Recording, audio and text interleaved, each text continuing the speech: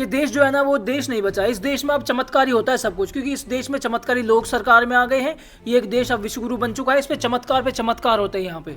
इन दो लोगों को देखिए, अगर आप थोड़ा बहुत भी इंस्टाग्राम चलाते हैं, थोड़ी बहुत भी जानकारी रखते हैं, तो आपको एक सेकंड में पता चल जाएगा दोनों कौन है। एक वो इन्फ्लुएंसर जो राजनीतिक पॉलिटिक्स के ऊपर एक कंटेंट बनाता है, और दूसरा बाबा है। इस सरकार में कैसे कैसे लोगों को इनाम दिया जा रहा है देख लो। इस लड़के पे FIR हो गई है, क्योंकि इस देश की 56 इंच की सरकार इसकी बातों को बर्दाश्त नहीं कर पा रही है। वो आज के समाज में जो मुद्दा है उन मुद्दों को टारगेट कर रहा है।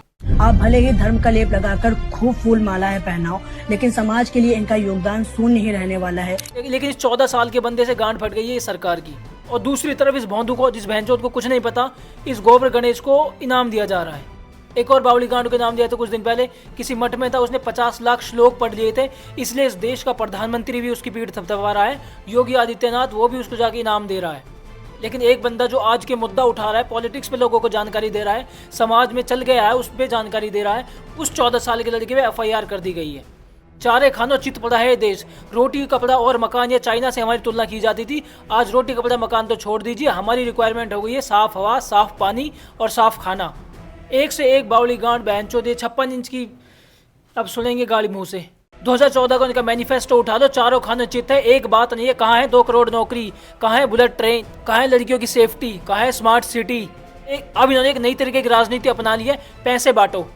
बिहार इलेक्शन में पैसा बांटा, जीत गए। वहाँ मुंबई में जाके पैसे बांट रहे हैं, वहाँ भी बांटो पैसे। पैसे बांटो वोट लो, पैसे बांटो वोट लो, क्योंकि इस देश का युवा ही गांडू है। ये बहन का लौटा 10-10 हज़ार में बिकने वाले।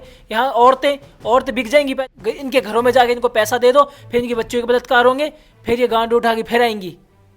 अब मेरी भाषा इधर उधर हो जाएगी, पर हकीकत तो यही है। कोई मेन मुद्दों की बात नहीं है। मंदिर करते हैं, मंदिर तोड़ गए रे बहनचोद वहाँ जाके वाराणसी में। सारे लोग है ही गंडवे इस देश के। अब जो बीजेपी के साथ जिनमें थोड़ा बहुत दिमाग था, उनकी आंखें खुल गई थी 2019 में, उसके बाद 2022-23 में खुल गई। अब जो बावली गांड बचे हुए हैं ना, इनकी ये हुए जिनके ऊपर थूको, वहाँ मोदी मेरी गांड मार ली, मैं वोट मोदी को। अब तुम ऐसे दिमाग से कैसे डील करोगे, ऐसे दिमाग के साथ? इनकी गांड मार ही लेनी चाहिए।